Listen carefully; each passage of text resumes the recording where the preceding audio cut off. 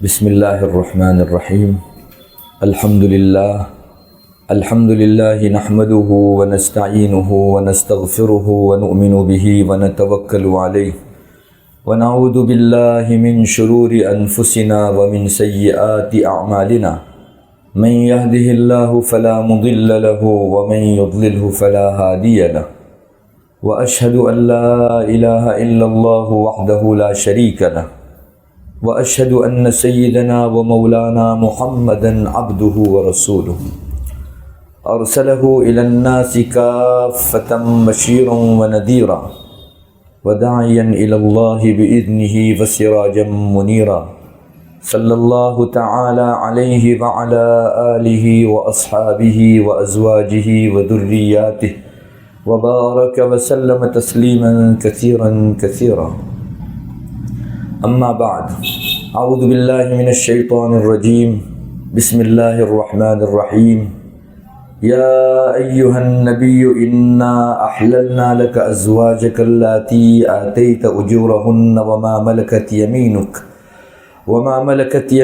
مما افاء اللہ علیک وبنات عمک وبنات عماتک وبنات خالک وبنات خالاتک اللاتی ہاجرن معک وقال رسول اللہ صلی اللہ علیہ وسلم الحم الموت او کما قال علیہ الصلاۃ والسلام۔ معزز و محترم خواتین، میری ماں بہنوں، جیسا کہ آپ جانتی ہو آج کی مجلس کا موضوع طے کیا گیا ہے ہم لوگ اپنے کزن بھائی بہنوں کے ساتھ کتنا تعلق قائم کر سکتے ہیں، بات چیت کا، ایک دوسرے کے ساتھ اٹھنے بیٹھنے کا، سفر میں آنے جانے کا۔ اس سلسلے میں ماشاءاللہ شریعت نے ایسے ہی رہنمائی کی ہے جیسے دوسرے سارے مسائل کے سلسلے میں اس نے رہنمائی کر رکھی۔ آج ہمارے معاشرے میں بے شک بعض چیزیں ایسی لوگوں کے درمیان میں رائج ہو گئی ہیں جو شریعت سے ٹکراتی ہیں، اور ہم لوگ اپنے ذہن و دماغ کے اعتبار سے اس کو شریعت کے عین موافق سمجھتے ہیں۔ یہاں سے بڑی غلطی واقع ہو رہی ہے۔ چنانچہ ایک ہمارے درمیان کا عرف ہے، ہمارے درمیان کی بول چال ہے، ہمارے درمیان کا معاشرہ ہے، ہمارا سماج ہے، ہم لوگ جو چلتے پھرتے کرتے ہیں وہ چیزیں ایک طرف ہیں، اور دوسری چیز ہے شریعت۔ اس کے اپنے اصول ہیں، اس کے اپنے قواعد ہیں، اپنے ضوابط ہیں۔ میں آج یہی آپ کو دکھانا چاہتا ہوں کہ جو چیز معاشرے میں رائج ہو جاتی ہے، اس کا رواج ہو جاتا ہے، ضروری نہیں کہ شریعت بھی اس کو ایکسیپٹ کرے۔ اس لیے ہمیشہ ہمارے معاشرے میں چلنے والی چیز کو ہمیں شریعت پر پیش کرنا چاہیے۔ اگر شریعت اس کو تسلیم کرتی ہے اور مانتی ہے تو اسے مسلمانوں کو اپنانا چاہیے، اور شریعت ریجیکٹ کرتی، اس چیز کو منع کرتی ہے، تو چاہے معاشرے میں اس کا رواج جتنا بھی ہو چکا ہو، ایک مسلمان کو اجازت نہیں کہ وہ اس کو برت سکے۔ اس قاعدے کو سمجھ لینے کی ضرورت ہے۔ ایک دوسری بات یہ بھی سمجھانا چاہوں گا، میں جس موضوع کے اوپر بات کرنا چاہتا ہوں اس میں یہ چیز بھی مددگار بنے گی۔ اس وقت دنیا کے اندر اسلام سے ٹکرانے والا ایک بڑا کلچر ہے ویسٹرن کلچر، مغربی تہذیب۔ تھوڑا سا اس مدعے کو ہم سمجھ لیں۔ اسلام کی بنیاد ہے حیا پر، شرم پر، اور ویسٹرن کلچر اور مغربی تہذیب کی بنیاد ہے بے حیائی پر۔ اللہ تبارک و تعالی قرآن کریم کے اندر دونوں قسم کے کلچروں کو ذکر کرتا ہے۔ شریعت حیا کی تعلیم دیتی ہے، بے حیائی کبھی نہیں سکھاتی۔ اور دنیا والے لوگ اسلام کے خلاف لوگوں میں بے حیائی اور بے شرمی پھیلانا چاہتے ہیں۔ اللہ تعالیٰ نے ان لوگوں کو شیطان کا گروہ قرار دیا۔ یہ شیطان کے چیلے ہیں جو دنیا کے اندر بے حیائی پھیلاتے ہیں۔ ایک جگہ قرآن کریم کہتا ہے یا ایھا الذین آمنوا لا تتبعوا خطوات الشیطان، ایمان والو شیطان کی پیروی مت کرو، شیطان کے نقش قدم پر مت چلو۔ وَمَن يَتَّبِعْ خُطُوَاتِ الشَّيْطَانِ فَإِنَّهُ يَأْمُرُ بِالْفَحْشَاءِ وَالْمُنكَرِ، جو لوگ شیطان کے نقش قدم پر چلتے ہیں ان کی پیروی کرتے ہیں، شیطان کا فالو کرتے ہیں، تو سمجھ لو شیطان تو بے حیائی کا حکم کرتا ہے اور گناہوں کا حکم کرتا ہے۔ اس سے معلوم ہوا کہ دنیا میں جو لوگ بے حیائی پھیلانے کے اوپر تلے ہوئے ہیں، میں تھوڑا سا نام لے کر بھی آپ کو کہہ سکتا ہوں کہ مغربی تہذیب اور ویسٹرن کلچر جو ہے، جس کی بنیاد بے شرمی پر ہے، یہ لوگ شیطان کے مشن پر کام کر رہے ہیں۔ اس کے مقابلے میں قرآن کریم ذکر کرتا ہے اللہ تبارک و تعالیٰ کا کہ اللہ کبھی بے حیائی کا حکم نہیں کرتا۔ چنانچہ ایک جگہ قرآن کریم ذکر کرتا ہے والذین اذا فعلوا فاحشۃ قالوا وجدنا علیہا آباءنا واللہ امرنا بہا۔ یہ دنیا والے لوگ جب بے حیائی کا کام کرتے ہیں تو ان سے کہا جاتا ہے، تو یہ لوگ بولتے ہیں، جواب میں کہتے ہیں کہ ہم نے اپنے آباء و اجداد کو اسی کلچر پر پایا ہے، اسی تہذیب پر پایا ہے، اور الیاذ باللہ کتنا جھوٹ بولتے ہیں۔ قرآن کہتا ہے کہ ان کو جب بے حیائی کے بارے میں کہا جاتا ہے تو وہ کہتے ہیں کہ اللہ نے ہم کو بے حیائی کا حکم دیا ہے، واللہ امرنا بہا۔ اللہ تعالیٰ نے فوراً تردید فرمائی، قل ان اللہ لا یأمر بالفحشاء، محمد اعلان کر دو اللہ کہاں بے حیائی اور بے شرمی کا حکم کرتا ہے، کبھی نہیں ہوتا۔ ہاں تم کو اپنا الو سیدھا کرنا ہے، لوگوں کے درمیان میں تمہیں بے حیائی بے شرمی پھیلا کر اپنے کلچر کو رواج دینا ہے، اس لیے تم اللہ کا نام استعمال کرتے بھی شرم نہیں کرتے، اللہ کے نام کی طرف نسبت کرتے ہو کہ اس نے بے حیائی کا حکم دیا۔ اللہ نے بلا کسی فاصلے کے فوراً رد کر دیا کہ نہیں، اللہ بے حیائی کا حکم کر نہیں سکتا۔ شریعت کے کسی بھی حکم کو اٹھا لو، اس کے پیچھے آپ کو شرم و حیا ملے گی۔ کبھی ایسا نہیں ہوگا کہ شریعت کا کوئی حکم اپنے پیچھے بے حیائی اور بے شرمی رکھتا۔ ہاں اللہ تعالیٰ فرماتا ہے کہ ان لوگوں کو دنیا میں کر لینے دو، مسلمانوں کے درمیان میں اپنا بے حیائی والا کلچر پھیلانا چاہتے ہیں تو پھیلا لینے دو، ان کے لیے ہماری طرف سے آخرت میں تو سزا ہے ہی ہے، دنیا میں بھی ہم ان کو سزا دیں گے۔ چنانچہ ایک جگہ قرآن کریم کہتا ہے ان الذین یحبون ان تشیع الفاحشۃ فی الذین آمنوا لہم عذاب علیم فی الدنیا والآخرہ واللہ یعلم وانتم لا تعلمون۔ جو لوگ دنیا کے اندر مومنوں کے بیچ بے شرمی پھیلانا چاہتے ہیں، ان الذین یحبون ان تشیع الفاحشۃ فی الذین آمنوا، تو ان کے لیے دنیا میں بھی عذاب ہوگا اور آخرت میں بھی عذاب ہوگا۔ اللہ کو پتہ ہے، تم لوگوں کو معلوم نہیں، یہ لوگ تمہارے بن کر اچھے عنوان سے اور اچھا لبادہ اوڑھ کر اپنائیت دکھا کر تمہارے اندر بے حیائی پھیلانا چاہتے ہیں، اور اللہ تبارک و تعالیٰ نے بے حیائی کو حرام کر رکھا ہے، بے شرمی کو منع کر رکھا ہے۔ مومنوں کو اس جگہ تنبیہ کی جا رہی ہے کہ ان کی باتوں میں مت آنا، اللہ تعالیٰ کے حیا و شرم والی تعلیمات کے اوپر اپنی زندگی کو گزار دینا۔ میری ماں بہنوں، انہوں نے بے حیائی کے بڑے نقشے پھیلا رکھے ہیں، دنیا کے اندر چار طرف بے حیائی انہی کی طرف سے پھیلائی ہوئی ہے۔ یہود اور نصارہ میں خاص کر کے نصرانیوں کا یہ مشن رہا ہے کہ لوگوں میں بے پردگی پھیلاؤ، بے حیائی پھیلاؤ، ایسے ایسے لباس وضع کر رکھے ہیں کہ اللہ کی پناہ۔ اس پر پچھلی مجلسوں میں کچھ گفتگو کر چکا ہوں۔ مجھے آج بتانا ہے کہ یہ جو کزن بھائی بہنوں کے درمیان میں اپنائیت دکھانے کا فلسفہ ہمارے درمیان میں رواج پا رہا ہے، یہ بھی ان کی بے حیائی اور بے شرمی والے مشن کا ایک حصہ ہے۔ میری ماں بہنوں سمجھو، یہ کزن بھائی بہن اپنے ہیں، ہمارے ہیں، اپنائیت والے ہیں، ان سے بھی اٹھ بیٹھ سکتے ہو، ان کے ساتھ بھی تم جو ہے سفر کر سکتے ہو، ان کے ساتھ بھی اپنے سگے بھائی بہنوں کی طرح تم بات چیت اور ملنا جلنا رکھ سکتے ہو۔ یہ جو لوگوں میں پھیلایا جا رہا ہے، یہ چیز بھی عیسائی، نصارہ، یہود اور اسلام دشمن طاقتوں کا مشن ہے اور ان کا ایک حصہ ہے۔ بنیادی طور پر یہ سمجھ لیجئے، آج مسلمانوں کے درمیان میں وہ ڈائریکٹ تو یہ نہیں کہہ سکتے کہ تم لوگ بے حیائی اپناؤ، بے شرمی اپناؤ، مگر ایک اچھا لبادہ، ایک اچھا عنوان اوڑھتے ہیں۔ وہ کہتے ہیں بھائی ہر آدمی کو فریڈم حاصل ہے، آزادی حاصل ہے، وہ جس سے ملنا چاہے، جس سے بیٹھنا چاہے، جس کے ساتھ اٹھنا چاہے، جس کے ساتھ سفر کرنا چاہے، بآسانی کر سکتا ہے۔ کون پوچھنے والا ہے؟ میری مرضی ہے۔ بس یہ فریڈم کے نام سے بے حیائی کا یہ شعبہ بھی مسلمانوں کے درمیان میں خوب پھلا پھولا۔ چنانچہ بہت سے مسلمان جو اپنی شریعت کی رہنمائی لیے بغیر ان لوگوں کے اچھے لبادوں کے بھرم میں آ کر اپنے آپ کو بہا دیتے ہیں، وہ اس بہاؤ میں بہہ گئے اور اب اسلام کی تعلیمات ان کو ان کی آزادی کے خلاف معلوم ہونے لگی۔ میری ماں بہنوں، یقین جانو یہ اسلام کا کمال ہے کہ اس نے جہاں نماز، روزے، زکوٰۃ اور حج کے احکام آپ کو بتائے، وہیں یہ شعبہ بھی آپ کے لیے تشنا نہیں چھوڑا، اس کے بھی حکم دیے آپ کو، آپ کس کے ساتھ بیٹھ سکتی ہو، تنہائی میں کس کے ساتھ آپ وقت گزار سکتی ہو، کن کو چھو سکتی ہو، کن کے ساتھ بات کر سکتی ہو، بلا ضرورت کے ساتھ کن کے ساتھ بات کر سکتی ہو، کن کے ساتھ سفر کر سکتی ہو، کن کے ساتھ نہیں کر سکتی، یہ اسلام کے کمال کا حصہ ہے۔ سارے مذہبوں کا دامن اس سے خالی ہے، اسلام نے اس باریک پہلو پر بھی مسلمان کی ایسے ہی رہنمائی کی جیسے نماز روزے کے باریک احکام ہم کو بتائے۔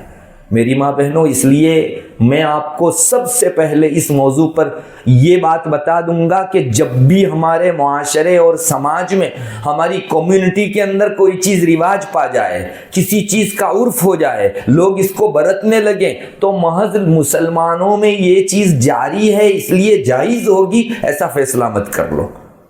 بہت سی حرام کی چیزیں، گناہ کی چیزیں، ممانعت کی چیزیں بھی مسلمانوں کے درمیان میں جاری ہے، اپنی لا علمی اور نادانی کی وجہ سے مسلمانوں نے اس کو اسلامی حکم سمجھ لیا ہے۔ اس لیے فیصلہ کرو تو شریعت کے اصول پر پرکھ کر کرو۔ یہ رواج، یہ عرف ہمارے درمیان میں جو یہ چیز جاری ہے، اس کو میں شریعت سے پوچھوں گی، اگر شریعت اوکے کرے گی تو میں اس پر عمل کر سکتی ہوں، ورنہ صرف معاشرے اور سماج میں جاری رہنے کو بنیاد اور دلیل بنا کر میں اس پر عمل نہیں کر سکتی۔ بس یہیں سے مجھے تھوڑا سا آپ کو یہ بتانا ہے کہ یہ کزن بھائی بہن، ان کے بارے میں آج بہت پھیلایا جا رہا ہے کہ تمہارے اپنے ہیں۔ میری ماں بہنوں، اسلام نے اس سلسلے میں ایک واضح لکیر کھینچ رکھی ہے، ایک لائن کھینچی ہے کہ یہ تمہارے اپنے یعنی محرم ہے اور یہ تمہارے نامحرم ہے۔ دیکھو، ہمارے جو دنیا کے اندر رہنے والے آس پاس کے انسان ہیں، ہماری پریوار کے ہیں، فیملی کے ہیں یا فیملی سے باہر کے ہیں، شریعت ان کو دو حصوں میں تقسیم کرتی ہے، ایک تو محرم اور دوسری قسم نامحرم۔ میں تھوڑا سا آج اس پہلو کو بہت ٹھیٹھ انداز میں سمجھاؤں گا، آپ کو انشاءاللہ بڑی آسانی سے سمجھ میں آ جائے گا، اور آپ جو کنفیوز ہو رہی ہو لوگوں کے شک ڈالنے کی وجہ سے، انشاءاللہ یہ شک بھی دور ہوگا۔ محرم کس کو کہتے ہیں؟ محرم کہتے ہیں جس کے ساتھ نکاح حرام ہو، جس کے ساتھ آپ نکاح نہیں کر سکتی شرعی نقطۂ نظر سے، اس کو محرم کہا جاتا ہے۔ چنانچہ انسان اپنی خالہ سے نکاح نہیں کر سکتا تو خالہ محرم ہوئی، انسان اپنی پھوپھی سے نکاح نہیں کر سکتا تو پھوپھی محرم ہوئی، انسان اپنی بہن سے نکاح نہیں کر سکتا تو بہن محرم ہوئی، جن سے آپ نکاح نہیں کر سکتے وہ آپ کی محرم ہوئی۔ اور نامحرم کون ہے؟ اس کو بھی آپ کو جو ہے معلوم ہو گیا ہوگا کہ جن سے آپ کا شریعت کے اعتبار سے نکاح درست ہے وہ سب آپ کے نامحرم ہو گئے۔ اتنا جان لینے کے بعد اب تھوڑا سا ادھر آئیے کہ ہماری برادری میں، ہمارے پریوار میں، ہماری فیملی کے اندر کون محرم ہے اور کون نامحرم، اس کو تھوڑا سا اس معیار پر ہم لوگ پرکھتے ہیں۔ دیکھو، جب بچہ یا بچی دنیا کے اندر پیدا ہو کر آتے ہیں تو اس بچے کی ایک ماں ہوتی ہے اور ایک باپ ہوتا ہے۔ آپ تھوڑا سا غور سے دیکھیے، انشاءاللہ بڑی آسانی سے محرم اور نامحرم کے بیچ آپ کو تمیز معلوم ہو جائے گی۔ بچہ اور بچی جب دنیا میں آنکھ کھولتا ہے تو ایک طرف اس کی ماں ہوتی ہے، دوسری طرف اس کا باپ ہوتا ہے۔ ان ماں اور باپ کے اوپر جو ہوتے ہیں، ماں اور باپ کے قریبی اوپر کے جو لوگ ہوتے ہیں وہ ان کے محرم بنتے ہیں۔ چنانچہ ماں کے اوپر ہے ماں کی ماں یعنی نانی، اور ماں کا والد یعنی نانا، یہ دونوں کے دونوں اس بچے اور بچی کے لیے محرم ہیں۔ انسان یعنی نواسا اپنی نانی کے ساتھ بھی نکاح نہیں کر سکتا چونکہ محرم ہے، اور کوئی نواسی اپنے نانا کے ساتھ نکاح نہیں کر سکتی چونکہ محرم ہے ان میں۔ اچھا، والد ہیں ادھر دوسری طرف، ان کے اوپر جاؤ تو والد کے والد دادا کہلاتے ہیں، اور والد کی والدہ دادی کہلاتی ہے۔ پوتے کے لیے دادی سے نکاح نہیں درست، اور پوتی کے لیے دادا سے نکاح نہیں درست چونکہ یہ محرم ہیں آپس میں۔ اچھا، بچے کے والد اور والدہ کی طرف سے ہم نے اوپر دیکھا تو یہ قریبی لوگ اس کے محرم ٹھہرے. اب والد کی لائن میں اور والدہ کی لائن میں دیکھو تو یہ بھی محرم ہوں گے. چنانچہ ہماری والدہ کی بہن اور ہمارے والدہ کا بھائی یہ دونوں کے دونوں بھی اس بچے کے محرم ہوں گے. چنانچہ والدہ کی بہن خالہ کہلاتی ہے. تو خالہ اپنے بھانجے کے لیے محرم ہے. بھانجے کا کبھی نکاح خالہ سے نہیں ہو سکتا, شریعت حرام کرتی ہے, چونکہ ان میں دونوں آپس میں محرم ہیں. اچھا, ایک بھانجی ہے وہ اپنے ماموں سے کبھی نکاح نہیں کر سکتی, اس وجہ سے کہ والدہ کی لائن کے جو لوگ ہیں وہ اس کے قریبی محرم سمجھے جاتے ہیں. ادھر والد کی طرف آئیے تو والد کا بھائی چچا ہوتا ہے اور والد کی بہن پھوپھی ہوتی ہے. اس بچے اور بچی کے لیے یہ دونوں محرم ہیں, چچا اور پھوپھی. چنانچہ کوئی بھتیجی اپنے چچا سے نکاح نہیں کر سکتی اور کوئی بھتیجا اپنی پھوپھی سے نکاح نہیں کر سکتا, آپس میں ان میں محرمیت ہے.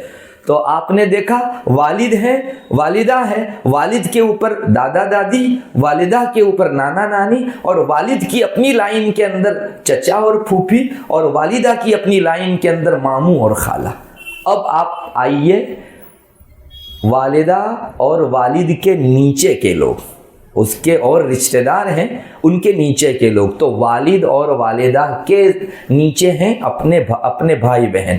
ظاہر ہے کہ ہماری والدہ اور والد سے دوسرے جو بھی بچے پیدا ہوں گے وہ ہمارے سگے بھائی کہلائیں گے, اور ہمارے والد والدہ سے جو بچی پیدا ہوگی وہ ہماری بہن کہلائے گی. بھائی بہن بھی آپس میں محرم ہیں, ان کا نکاح نہیں ہو سکتا. البتہ والدہ کے اور رشتہ دار, چنانچہ والدہ کی بہن یعنی خالہ, ان کے بیٹے بیٹی یہ ہمارے نامحرم ہیں. آپ خوب سمجھیے, یہاں سے میدان شروع ہو رہا ہے غلطی کا, شک کا. خالہ کی اولاد یعنی ہمارے خالہ زاد بھائی اور بہن جن کو ہم کزن کہتے ہیں عربی کے اندر, یہ ہمارے نامحرم ہیں. اچھا, ہمارے والدہ کے بھائی یعنی ہمارے ماموں کی اولاد یعنی ماموں زاد بھائی اور بہن یہ بھی ہمارے حق میں نامحرم ہے. ادھر والد کی طرف آئیے, والد کی بہن پھوپھی کہلاتی ہے. پھوپھی کی جو اولاد ہے یعنی پھوپھی زاد بھائی اور بہن یہ بھی ہمارے حق میں نامحرم ہے. والد کے بھائی ہیں ہمارے چچا, یہ چچا کی اولاد جتنی بھی ہوگی وہ بھی ہمارے حق میں نامحرم ہوگی. اب آسانی سے آپ کو سمجھ میں آ گیا ہوگا کہ والد اور والدہ سے اوپر کے قریبی رشتہ دار محرم, ان کی لائن کے قریبی رشتہ دار بھی محرم, لیکن ان کے نیچے کے ہمارے دور کے جو ہیں یعنی چچا زاد بھائی بہن, پھوپھی زاد بھائی بہن, خالہ زاد بھائی بہن اور ماموں زاد بھائی بہن یہ ہمارے محرم نہیں ہیں, یہ ہمارے نامحرم ہیں. اب یہاں آ کر میں آپ کو تھوڑا سا حکم بتاؤں گا کہ محرم کے احکام کیا ہیں اور نامحرم کے احکام کیا ہیں. میری ماں بہنوں, آپ خاتون ہو, باہر کوئی اجنبی لڑکا آپ اس کو دیکھ نہیں سکتی, منع ہے آپ کو, اس سے بلا ضرورت بات نہیں کر سکتی, شریعت نے منع کیا ہے. ان کے ساتھ خلوت میں نہیں رہ سکتی, ایکانت میں ایلون نہیں رہ سکتی ان کے ساتھ, چونکہ شریعت میں منع ہے, اس لیے کہ وہ اجنبی آدمی ہے. اچھا, آپ اپنے بھائی کے ساتھ ایک روم میں بیٹھ سکتی, اپنے بھائی کے ساتھ بلا ضرورت بھی بات کر سکتی. ضرورت کے موقع سے اگر چھونے کی ضرورت پڑے تو آپس میں ایک دوسرے کا ہاتھ ملاقات کے موقع سے بھائی بہن چھو سکتے ہیں. اجنبی کو نہیں چھو سکتے چونکہ نا محرم ہے. اپنے سگے بھائی کے ہاتھ کو آپ چھو سکتی ہو چونکہ یہ آپ کا محرم ہے.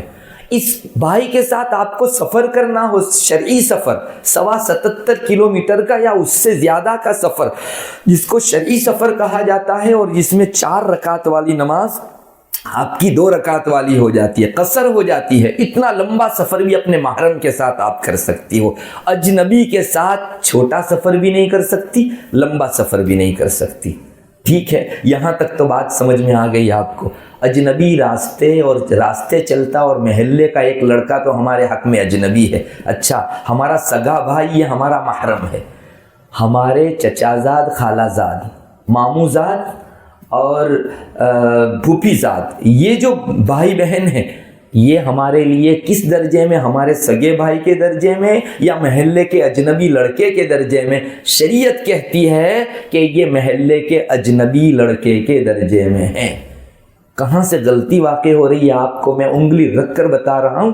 ہماری شریعت کہتی ہے کہ چچا زاد، پھوپھی زاد، بھائی بہن، ہماری پھوپھی کے لڑکے لڑکیاں، ہمارے چچا کے لڑکے لڑکیاں اور ہمارے ماموں اور خالہ کے لڑکے لڑکیاں، یہ ہمارے حق میں اجنبی ہیں۔ محلے کا ایک اجنبی لڑکا جیسا ہے جس کا ہمارے پریوار و کنبے سے کوئی تعلق نہیں، وہ جیسے اجنبی، یہ لوگ بھی آپ سے ویسے ہی اجنبی۔ میری ماں بہنوں آپ سمجھو، اچھا یہ تو اسلام کہتا ہے، ادھر دوسری طرف ویسٹرن کلچر جو ہمارے درمیان میں فحشا، بے حیائی اور برائی کو پھیلانا چاہتے ہیں، بے شرمی کا رواج عام کرنا چاہتے ہیں، انہوں نے ہم کو کیا فیلنگ دیا؟ انہوں نے ہمارے ذہن و دماغ میں کیا ڈالا؟ ارے ایک آپ کا سگا بھائی ہے اور ایک آپ کا پھوپھی زاد اور چچا زاد بھائی ہے، بھائی ہیں دونوں، یہ ہمارے پریوار کے ہیں، ہمارے گھر میں رہنے والے ہیں، تو سگے بھائی سے جیسے اپنائیت وہ اپنا ہے، ویسے خالہ زاد، ماموں زاد، چچا زاد اور پھوپھی زاد بھائی بہن یہ بھی ہمارے اپنے ہیں۔ تو آپ خاتون کے حق میں آپ کے چچا کے لڑکے، ماموں کے لڑکے، خالہ کے لڑکے اور پھوپھی کے لڑکے ان لوگوں کے کہنے کے مطابق اپنے سگے بھائی کے درجے میں ہیں۔ اب ہمارے معاشرے میں چل بھی رہا ہے، نہیں دیکھا آپ نے؟ بہت سارے لوگ اپنا فیملی گروپ بناتے ہیں، فیملی کا گروپ، اس میں جیسے اپنے سگے بھائی کے ساتھ، اپنے والد کے ساتھ، اپنے ماموں کے ساتھ، اپنے چچا کے ساتھ، اپنی خالہ اور پھوپھی کے ساتھ چیٹنگ کرتے ہیں، ویسے ہی یہ لوگ سگے بھائی کی طرح ماموں زاد، خالہ زاد، چچا زاد، پھوپھی زاد، ان کے جو اولاد ہیں ان کے ساتھ بھی چیٹنگ کرتے ہیں۔ اور کوئی ان کو روکتا ہے تو وہ کہتے ہیں کہ بھائی کسی کو بھی پوچھ لو معاشرے کے اندر، یہ لوگ ہمارے پرائے تھوڑی ہیں، یہ لوگ تو ہمارے اپنے ہیں، میرا سگا بھائی اور چچا زاد بھائی، میں تو دونوں کو ایک مانتی ہوں۔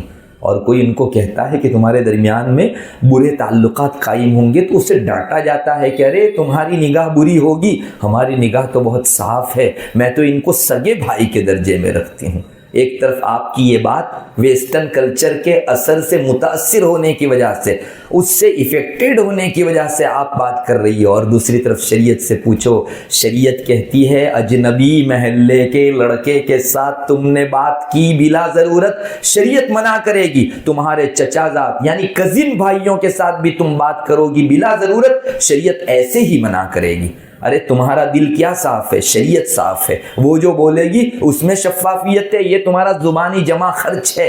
جاؤ دیکھ لو دنیا کے اندر جنہوں نے اپنے کزن بھائی بہنوں کے ساتھ بڑے رشتے رکھے اور دعوے کرتے تھے کہ ہمارا دل تو بہت صاف ہے، ان کے درمیان میں رشتہ اور ریلا کہاں تک پہنچا دیکھ لو۔ شیطان ہے، اپنے سگے بھائی کی طرح معاملہ نہیں کرنے دے گا۔ تم دونوں کے درمیان میں شریعت نے اجنبیت قائم کی ہے، اس کو نامحرم بنایا ہے، لازمی طور پر آپ کے درمیان میں ایک ڈسٹنس ضروری ہے۔ اگر فاصلہ نہیں رکھو گی تو جیسے اجنبی لڑکے کے عشق میں پڑھ کر ہماری عصمت خراب ہو سکتی ہے، اس جگہ بھی ہماری عصمت خراب ہوگی۔ آپ کے یہ نامحرم ہے، اس لیے نامحرم ہے کہ ان سے نکاح ہو سکتا ہے آپ کا۔ اللہ کے رسول صلی اللہ علیہ وسلم کو اللہ تعالیٰ نے چند خواتین بتائی کہ ان کے ساتھ آپ نکاح کر سکتے ہو۔ میں نے ابھی شروع میں آپ کے سامنے آیت کریمہ پڑھی، ماشاءاللہ ہمارے لیے اس آیت کے اندر بہت بڑی رہنمائی ہے۔ اللہ کیا فرماتا ہے؟ یا ایھا النبی، اے نبی، انا احللنا لک، ہم نے آپ کے لیے حلال قرار دی، ازواجک اللاتی آتیت اجورہن، آپ کی وہ بیویاں جن کی مہر آپ دے چکے ہو۔ بیویاں شوہر کے لیے حلال ہے، رسول اللہ صلی اللہ علیہ وسلم کو کہا جا رہا ہے کہ آپ کی بیویاں آپ کے لیے حلال ہے۔ وما ملکت یمینک، آپ کی جو باندیاں ہیں، اس زمانے میں داسیاں ہوا کرتی تھی، باندیاں، تو یہ باندیاں جو اللہ نے آپ کو دلوائی وہ بھی آپ کے لیے حلال ہے۔ پھر اللہ کیا فرماتا ہے؟ وبنات عمک، آپ کے چچا کی لڑکیاں بھی آپ کے ساتھ نکاح کرنے کے لیے حلال ہے۔ میں نے آپ کو بتایا جن سے نکاح ہو سکتا ہے وہ نامحرم، تو ظاہر ہے کہ آپ صلی اللہ علیہ وسلم کے لیے چچا کی اولاد کے ساتھ شادی حلال قرار دی گئی تو یہ آپ کی نامحرم ہو گئی۔ وبنات عمک وبنات عماتک، آپ کی پھوپھی کی جو بچیاں ہیں نبی آپ ان سے بھی نکاح کر سکتے ہو۔ یہی کزن، چچا اور پھوپھی کی اولاد جن کو ہم کزن کہتے ہیں اور ہم زور زور سے بولتے ہیں کہ یہ ہمارے محرم ہے، پریوار کے ہیں، ہمارے اپنے ہیں، قرآن کیا کہتا ہے دیکھو، نبی کی شادی ان سے ہو سکتی ہے تو کیسے محرم ہو سکتے ہیں؟ محرم یعنی نکاح حلال نہیں، ان کے ساتھ تو نکاح حلال ہے۔ آگے قرآن کہتا ہے وبنات خالک، اے رسول، اے نبی، ہم نے آپ کے لیے حلال کر دی آپ کے ماموں کی بچیاں بھی، یعنی ماموزاد بہنیں۔ معلوم ہوا کہ ماموزاد بھائی آپ خواتین کے لیے جو ہے نامحرم ہے، جیسے رسول کے لیے ماموزاد بہنیں حلال تھی یعنی نکاح کر سکتے تھے تو نامحرم ہوئی، ویسے ہم خواتین کے لیے ہمارے ماموں کے لڑکے جو ہیں وہ نامحرم ہوں گے چونکہ ان سے نکاح ہو سکتا ہے۔ مزید آگے بڑھو، وہ بناتی خالاتی، آپ کی خالہوں کی بچیاں اے رسول آپ کے لیے حلال ہے، خالہ زاد بہن سے نکاح ہو سکتا ہے۔ معلوم ہوا یہ بھی نامحرم ہے۔ میری ماں بہنوں، اس آیت میں غور کرو، قرآن کہتا ہے کہ کزن بھائی ہمارے لیے نامحرم ہیں۔ آپ خاتون اجنبی محلے کے لڑکے کے ساتھ بیٹھ نہیں سکتی، ان کے ساتھ بلا وجہ بات نہیں کر سکتی، تو چچا زاد بھائی، ماموں زاد بھائی، خالہ زاد بھائی اور جو ہے پھوپھی زاد بھائی، ان کے ساتھ بھی آپ بات چیت بلا ضرورت کے نہیں کر سکتی۔ یہ نامحرم ہے، اجنبی کے ساتھ بات کرنے کے درجے کی چیز ہے۔ اب میری ماں بہنوں، میں آپ سے پوچھوں گا کہ آپ ویسٹرن کلچر کے پھیلائے ہوئے کلچر و تہذیب کو فالو کرو گی یا قرآن کریم کی اس آیت کو مانو گی؟ اگر آپ نے زمانہ ایسا ہی چل رہا ہے اس وجہ سے ہم تو زمانے کے ساتھ کندھے سے کندھا ملا کر چلیں گے، اس کو عذر کیا، کل کو اللہ محشر میں کھڑا کر کے آپ کو پوچھ سکتا ہے آپ کو مغربی تہذیب ویسٹرن کلچر تو اچھا لگا، میرے قرآن کی تعلیم کو تم نے ٹھکرایا۔ میں کہتا تھا کہ یہ نامحرم ہے اور تم لوگوں میں چل رہے رواج کی بنیاد پر کہتے تھے کہ نہیں، ان کے ساتھ ہم تو انجوائے بھی کریں گے، سفر بھی کریں گے، فیملی گروپ میں اپنے فوٹو بھی بھیجیں گے، چیٹنگ بھی کریں گے، میسج بھی کریں گے، تنہائی میں بھی بیٹھیں گے۔ ٹھیک ہے، کل کو اللہ کے پاس محشر میں بہت بڑی جواب دہی کرنی ہوگی۔ میری ماں بہنوں، معلوم ہوا کہ یہ کزن بھائی ہمارے ساری خواتین کے حق میں نامحرم ہیں۔ اچھا، اس سے آگے بڑھو اور تھوڑا سا میں آگے بڑھا کر آپ کو بتاتا ہوں۔ دیکھو، محلے کے اجنبی لڑکے سے بچنا آسان ہے چونکہ وہ دوسرے گھر کا آدمی ہے، دوسرے پریوار کا آدمی ہے، تو ممکن ہے کہ ہم محلے میں کسی جگہ ان سے بات کریں تو تیسرا پرسن ہم کو دیکھ کر یہ کہے گا کہ یہ کتنی بے حیائی کی بات کر رہی ہے، محلے میں کھڑے ہو کر ایک اجنبی لڑکے کے ساتھ بات کر رہی ہے، ناجائز و حرام کام کر رہی ہے۔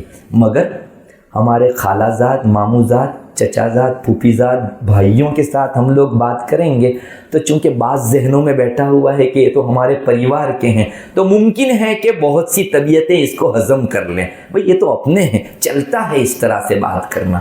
معلوم ہوا، جبکہ میں آپ کو بتا رہا ہوں اجنبی لڑکے کے ساتھ آپ کا اٹھ بیٹھنا جتنے درجے کا حرام ہے اتنے ہی درجے کا حرام آپ کے چچازات، پھوپھیزات اور ان کزن بھائیوں کے ساتھ آپ کا اٹھنا بیٹھنا ہے۔ دونوں حرام ہے، دونوں یکساں درجہ حرام ہے، کوئی فرق نہیں ہے دونوں میں۔ ادھر آپ نے ایک دوسرے کو چھویا اجنبی لڑکے کے ساتھ، اللہ کے یہاں حرام کام کیا، اپنے کزن بھائیوں میں سے کسی کو چھویا، یہ بھی اسی درجے کا حرام کام ہے۔ مگر بات یہ ہے اللہ تعالیٰ نے سارے ہی شعبوں میں ایسی آزمائش کی ہے کہ بعض گناہ تو ایسے رکھے جو انسان سے کوسوں دور اور بہت سے انسان اس سے بچ بھی پاتے ہیں، لیکن بعض گناہ ایسے رکھے جس کے اور انسان کے درمیان میں ڈسٹنس بہت کم۔ یہاں اصل اللہ آزمائش چاہتا ہے کہ ہم دیکھیں کہ اتنا قریب رہنے کے باوجود بھی میرے حکم سے کون دور رہتا ہے۔ آپ کے درمیان میں پریوار کے کہے جاتے ہیں تو بھی میں کہتا ہوں کہ ان کے ساتھ اٹھو بیٹھو مت، سفر میں مت جاؤ، چیٹنگ مت کرو۔ اب میں دیکھنا چاہتا ہوں اجنبی سے تو بچ لوگے لیکن اپنے کزن بھائی بہنوں سے آپ کتنا بچ سکیں گے، اس کو میں دیکھنا چاہتا ہوں۔ میری ماں بہنوں، یہی آزمائش کی جگہ ہے۔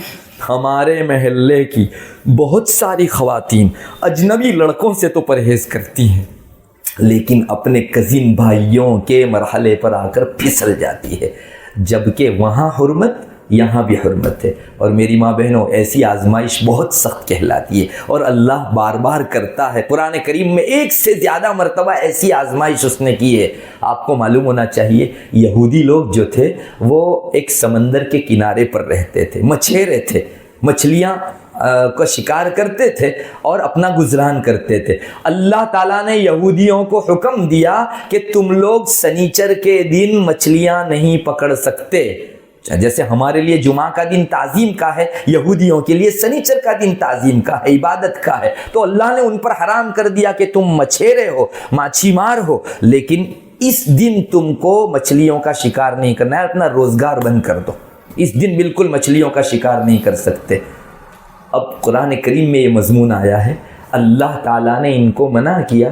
ہوتا یہ تھا کہ ہفتے کے سارے دنوں میں تو مچھلیاں کنارے پر نہیں آتی تھی، لیکن جو سنیچر ہوا تو ساری مچھلیاں اپنے سونڈ نکال کر معلوم ہے ان کو للچانے آ رہی ہے۔ اس طرح سے ایک ایک مچھلی، کتابوں میں تو لکھا ہے کہ کوئی ایک مچھلی بھی سمندر کی ایسی نہیں رہتی تھی جو اپنی سونڈ نکال کر ان کو للچاتی نہ ہو، کنارے پر آ جاتی تھی۔ اب یہودیوں کے لیے جو سمندر کے اندر مچھلیاں ہیں ان سے تو بچنا آسان، لیکن یہ ایک ہاتھ بڑھاؤ اور پالو اتنے قریب درجے کی مچھلیاں، یہ ان کا بہت سخت امتحان تھا۔ یہودی لوگ اس امتحان کو ہضم نہیں کر سکے۔ قرآن کریم اس کا نقشہ کھینچتا ہے، وَاسْأَلْهُمْ عَنِ الْقَرْيَةِ الَّتِي كَانَتْ حَاضِرَةَ الْبَحْرِ، محمد ان سے پوچھو وہ تمہارے یہودی باپ داداؤں کی ایک بستی تھی جو سمندر کے ساحل اور کنارے پر رہتی تھی۔ اِذْ يَعْدُونَ فِي السَّبْتِ، سنیچر کے دن کی تعظیم میں ان کو مچھلیاں کا شکار کرنا منع کر دیا گیا تھا، انہوں نے حد تجاوزی کی۔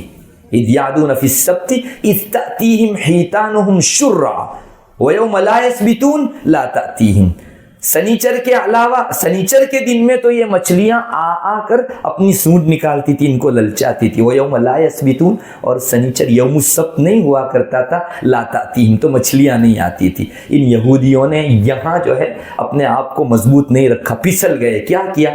انہوں نے کہا کہ چلو سنیچر کے دن شکار نہیں کرتے ہیں، جمعہ کے دن وہ سمندر سے لگ کر ایک نالی نکالتے، ادھر بڑا کھڈا کھودتے تھے اور سنیچر کے دن پانی آتا، پانی کے ساتھ مچھلیاں اس کھڈے کے اندر آ جاتی اور وہ کھڈے کا دروازہ بند کر دیتے۔ اب سنیچر کے دن مچھلیاں لیتے نہیں، اتوار کو لیتے اور کہتے تھے کہ ہم نے تھوڑی سنیچر کو شکار کیا۔ اللہ کے ساتھ بھی انہوں نے چیٹنگ کی، فراڈ کرنا چاہا۔ قرآن کریم آگے جا کر کہتا ہے ان کی اس چیٹنگ کی وجہ سے ہم نے جیتے جی ان کے چہرے کو بندر کا چہرہ بنا دیا، کونوا قردۃ خاسئین۔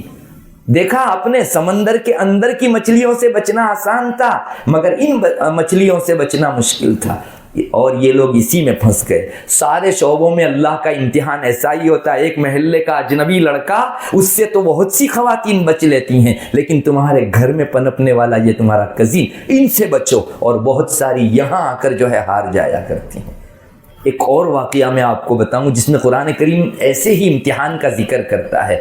یا ایھا الذین آمنوا لیبلونکم اللہ بشیء من الصید تنالہ ایدیکم ورماحکم لیعلم اللہ من یخافہ بالغیب۔ قرآن کہتا ہے، آپ کو معلوم ہونا چاہیے، نبی کریم صلی اللہ علیہ وسلم حدیبیہ کے اندر آئے تھے، آپ کا ارادہ تھا عمرہ کرنے کا، کفار مکہ نے آپ کو عمرہ کرنے کی اجازت نہیں دی کہ آئندہ سال آنا، بہت مشہور واقعہ ہے۔ تو اس موقع کے لیے قرآن کہتا ہے، ایمان والو، اللہ تم کو ضرور آزمائے گا، لیبلونکم اللہ بشیء من الصید۔ اچھا، کس میں آزمائے گا؟ شکاروں میں آزمائے گا۔ تنالہ ایدیکم ورماحکم، تمہارے سامنے شکار حرم کے اندر اتنا قریب آ جائے گا کہ ہاتھ پسارو تو پکڑ لو، اور تھوڑا سا معمولی سا تیر چلاؤ تو شکار کر سکو، لیکن حرم کے اندر شکار کرنا تمہارے لیے منع ہے۔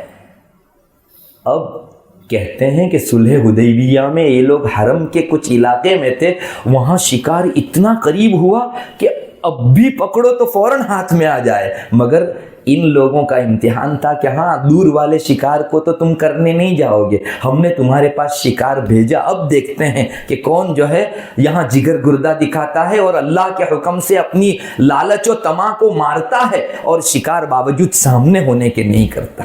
ماشاءاللہ صحابہ نے بہت زیادہ اپنے آپ پر کنٹرول کیا اور ان حضرات نے اپنے آپ کو روکا. دیکھا اللہ تعالیٰ نے یہاں بھی دو طرح سے آزمائش کی. حرم کا کوئی شکار دور ہو وہ بھی نہیں کر سکتے اور قریب کا شکار بھی نہیں کر سکتے, مگر دور والے شکار میں آزمائش کم درجے کی تھی, قریب والے شکار کے اندر آزمائش بہت تھی. بس یہی سین ہے, یہی منظر ہے, یہی نقشہ ہے. یہاں بھی اجنبی لڑکا جو محلے کا اور پریوار کا ہے اس سے تو آپ بچ لو گی, کزن سے بچ کے دکھاؤ تب تمہاری محبت اللہ تبارک و تعالیٰ کے ساتھ سچی اور تمہارا عشق اللہ تبارک و تعالیٰ پر سچا, تمہارا یقین ایمان اسلام کے متعلق جو ہے پکا, یہ تب کہا جاوے گا. میری ماں بہنوں, میں آپ کو پوچھتا ہوں, اس جگہ آ کر بہت ساری لڑکیاں پھسل نہیں جاتی؟ آپ خود دیکھ لیجئے کتنی ہی لڑکیاں ہوں گی جو اجنبیوں سے تو بات کرنے کو اپنے آپ کے لیے جو ہے منع سمجھتی ہے, لیکن کزن بھائی سے بات کرتی ہے, چچا زاد, مامو زاد, خالہ زاد اور پھوپھی زاد بھائی سے خوب بات کرتی ہیں. مجھے تو یہ کہنا ہے کہ ابھی موبائل نے تو ان کو اور قریب کر دیا, چنانچہ باقاعدہ فیملی گروپ بنتے ہیں تو یہ لڑکیاں اپنے ان کزن بھائیوں سے نہ صرف چیٹنگ کرتی ہے, میں آپ کو کہوں گا کہ اجنبی لڑکے کے ساتھ بلا ضرورت بات جائز نہیں ہے آپ کے لیے, ویسے اس کے ساتھ بھی بات جائز نہیں ہے. آپ کہو گی کہ ہم تو میسج کرتی ہیں, چیٹنگ کرتی ہے. ارے چیٹنگ اور میسج بھی جو ہیں اس کو بات چیت ہی کے درجے میں سمجھا جاتا ہے. اچھا ابھی یہ بھی ہونے لگا ہے کہ ہمارے یہاں ہم لوگ کزن بھائیوں کے ساتھ گروپ سفر میں جاتے ہیں اور وہاں جا کے سوئمنگ پول پر اور دوسری جگہوں کے اوپر اتنا زیادہ بے تحاشا انبساط ہوتا ہے, معلوم ہوتا ہے کہ یہ تمہارے اپنے سگے بھائی ہیں. میری ماں بہنوں, کزن بھائیوں کے ساتھ اس طرح نکلنا ایسے ہی منع ہے, ایسے ہی حرام ہے جیسے کہ اجنبی لڑکے کے ساتھ نکلنا. آپ اپنے سگے بھائی کے ساتھ سفر شری کرو گی تو محرم کے ساتھ سفر کرنا کہا جائے گا. اگر اپنے کزن بھائی کے ساتھ جاؤ گی, شریعت کہے گی کہ تم جو ہے اپنے محرم کو نہ لے جانے کی وجہ سے گنہگار ہو. ارے میں لے گئی تھی نا اپنے کزن بھائی کو, شریعت اس کو محرم گنتی ہی نہیں ہے, تم نے بغیر محرم کے سفر کیا, یہی تمہاری شریعت میں کہا جائے گا. میری ماں بہنوں, بچو اس سے, ویسٹرن کلچر کے پیچھے اپنے آپ کو نہ ڈالو, بلکہ اسلام جو کہتا ہے اس کے پیچھے آؤ. میں تھوڑا سا آگے بڑھ کر یہ بھی کہوں گا کہ قریبی جتنے بھی ہوتے ہیں ان سب کے اندر آزمائش بہت ہوتی ہے. کزن بھائیوں کے ساتھ ساتھ ہماری خواتین کی ایک آزمائش یہ بھی ہے, ہمارے یہاں ہمارے شوہر کا جو بھائی ہوتا ہے, آپ کا وہ محرم نہیں ہے, اس کے ساتھ بھی بیٹھ کے اکیلے میں بات کرنا. معاف کیجئے, ہمارے شوہر کے بھائی یعنی دیور کے ساتھ موٹر سائیکل پر تنہا جانا اس کو نارمل سمجھ لیا گیا ہے کہ جا سکتی ہے. اور ایک بھائی اپنے دوسرے بھائی کو کہتا ہے کہ میری بیوی کو اس کے میکے چھوڑ آ, اور ان دونوں کے درمیان میں ایسی ہی اجنبیت ہے جیسے محلے کے لڑکے کے درمیان, اور یہ زیادہ خطرے کی چیز ہے. اس لیے کہ اجنبی کے ساتھ تو کوئی دیکھ لے گا تو آپ جو ہے کوئی حرکت نہیں کرو گی, یہاں اپنائیت دکھا کر بعض حرکتیں ہمارے درمیان ہو سکتی ہے. اسی لیے رسول اللہ صلی اللہ علیہ وسلم سے جب پوچھا گیا کہ حضرت شوہر کے بھائی کے ساتھ ہم تھوڑا سا کھل کر بات چیت کریں تو اجازت ہے کہ نہیں, آپ نے اس وقت فرمایا تھا الحم والموت, ارے دیور تو موت ہے تمہاری, یعنی دوسرے لوگوں کے لیے تو شاید تم بچ پاؤ گی, لیکن اس میں تو آزمائش بھی بہت بڑی اور مبتلا ہونے اور زنا تک پہنچنے کے چانسز بھی بہت زیادہ اور ہو رہے ہیں. میری ماں بہنوں, کہیں دور مت جائیے, آج چچا زاد اور پھوپھی زاد اور مامو زاد اور خالہ زاد بھائی بہنوں کے ساتھ خواتین کی زنا کی واردات ہماری آنکھوں کے سامنے بار بار آتی ہے. بہت سے واقعات سننے کو ملتے ہیں, اجنبی کے ساتھ اس نے نہیں کیا, لیکن بہت سے ایسے واقعات سے ہمارے کان اب آشنا ہونے لگے ہیں کہ ان کا افیئر اپنے چچا زاد پھوپھی زاد کے ساتھ ہو گیا. میری ماں بہنوں, اللہ نے اسی لیے منع کیا تھا, اور یہی تو تمہاری آزمائش کی جگہ تھی. اس لیے یہ جو قریبی رشتے ہیں ان سے زیادہ بچو, اجنبی سے جتنا بچتے ہو اس سے کہیں زیادہ ان سے بچو, اس لیے کہ یہ امتحان اور سخت امتحان کی جگہ ہے. یہاں پھونک پھونک کر قدم نہیں رکھو گی تو بالآخر وہاں پہنچو گی جہاں اللہ تبارک و تعالی ہماری حفاظت فرمائے. بہت سی خواتین زنا تک پہنچ کر اپنی عصمت کو اور عفت کو تار تار کر چکی. آج معاشرے میں ان کو پیغام نکاح دینے والا کوئی نہیں, اس لیے کہ یہ تو غلط اور بدکاری میں پڑ چکی ہے, اس کے ساتھ نکاح کر کے کیا کریں گے. میری ماں بہنوں, ہم نے بہت بڑا نقصان کیا ان کزینوں کو اپنا سمجھ کر. یہ نامحرم ہیں, ان کے ساتھ نہ بات چیت بلا ضرورت جائز ہے، نہ ایکانت میں بیٹھنا جائز ہے، تنہائی میں بیٹھنا جائز ہے، اور نہ ہی ان کے ساتھ سفر کرنا جائز ہے، نہ ہی ان کے ساتھ چیٹنگ درست ہے، نہ میسج درست ہے، نہ گروپ میں ان کو اپنی تصویر بھیجنا یا ان کی تصویر اپنے اس پر لینا جائز ہے۔ یہ سب چیزیں اسلام منع کرتا ہے، اور اجنبی سے زیادہ سخت آزمائش ہماری اس جگہ ہے۔ میری ماں بہنوں، اللہ کے واسطے اس ٹاپک کے اوپر جب آپ نے سن لیا کہ کزن ہمارے محرم نہیں ہیں، تو آئندہ ان سے محرم پنے کا تعلق قائم کرنے سے رکو۔ گزشتہ دنوں جو کچھ ہو چکا اس پر توبہ کرو، ورنہ اسی حالت میں اگر ہماری موت ہوئی تو اللہ تعالیٰ بہت بڑا سوال ہم سے کر سکتا ہے کہ تم کو میری شریعت کی تعلیمات کے مقابلے میں دوسروں کا کلچر اور ان کی تہذیب و ثقافت اچھی لگی تھی۔ میری ماں بہنوں کیا جواب دو گی؟ کیا وہاں آپ یہ کہہ سکو گی کہ ہاں سارا زمانہ چل رہا تھا، ہم کو بھی ان کے کندھے سے کندھا ملا کر چلنے کی ضرورت تھی، ورنہ لوگ ہم کو تانا دیتے کہ بڑی جنوانی خاتون ہے، بہت قدامت پسند خاتون ہے، تو اس لیے ہم نے ان کزینوں کے ساتھ اپنائیت اور محرم کا معاملہ کیا۔ مجھے بتائیے کیا اللہ کو آپ یہ جواب دے سکو گی؟ ارے وہاں تو اور زیادہ پھنس جاؤ گی کہ اسلام چھوڑ کے تم کو دوسروں کا کلچر اچھا لگا، میں نے حرام کیا تھا، دوسرا کون تمہارے لیے اس کو حلال کر سکتا تھا؟ میری ماں بہنوں، اللہ کے واسطے معاشرے میں تم کو کوئی کچھ کہے، ارے یہ خاتون ایسی ہے کہ سارے لوگ گروپ میں جاتے ہیں سفر میں، یہی نہیں آتی، ساری دینداری اسی میں ہے، آپ سہ لو، صبر کر لو، لیکن ایک مرتبہ آپ صبر کرو گی اللہ کی پیاری ہو جاؤ گی، اور آپ کو دیکھ کر دو چار مزید خاتون اگر اس پر جو ہے آئی، انشاءاللہ آہستہ آہستہ ماحول بنے گا، اور پورے ماحول کے بننے کا اجر و ثواب آپ کو ملے گا۔ ہاں پہل جو کرے گا اس کو بہت سہنا پڑے گا، بہت کچھ جو ہے تان و تشنی بھی اپنے اوپر لینی پڑے گی، لوگ دینداری کا تانا دیں گے، جملے کسیں گے، لیکن میرا رب خوش تو مجھے کسی کی خوشی کی پرواہ نہیں ہے۔ انشاءاللہ یہ خاتون جو ہے وہ پورے معاشرے کے اندر ایک آئیڈیل بنے گی، سب کے لیے نمونہ بنے گی، اور ماحول برا ہوتا ہے ایسے ہی 1 سے 2، 2 سے 4، اور ماحول سدھرتا بھی ایسے ہی ہے، 1 سدھری پھر 2 سدھریں گے، 2 سے 4 ہوں گے، 4 سے 8 ہوں گے، پھر پورے محلے کے اندر اپنے کزینوں کے ساتھ الگ سے جانا ایک عیب سمجھا جاوے گا، اور واقعتاً عیب ہے، شریعت میں اس کو خامی اور برا ہی سمجھا گیا ہے، بس یہ چیز آپ کی وجہ سے قائم ہوگی۔ اللہ تبارک و تعالیٰ انشاءاللہ اس کی بنیاد پر آپ کو وہ اجر دیں گے جو حضرات انبیاء علیہ السلام کی دین کی تبلیغ پر انہیں دیتے تھے۔ اللہ کرے ہم لوگ جو ہے اس سلسلے میں غور و فکر کرنے والے بنے، اور معاشرے کو، کمیونٹی کو، ہمارے درمیان میں چلنے والے رواجوں کو نہ دیکھ کر اللہ نے جو حکم دیا ہے اس کو دیکھنے والے بنے۔ اللہ تعالیٰ مجھے بھی توفیق بخشے اور آپ کو بھی۔ وآخر دعوانا ان الحمدللہ رب العالمین۔ دعا کر لیجئے۔ اللہم انت السلام ومنک السلام، تبارکت یا ذی الجلال والاکرام۔ اللہم صلی علی محمد النبی الامی وعلی آلہ وسلم تسلیما۔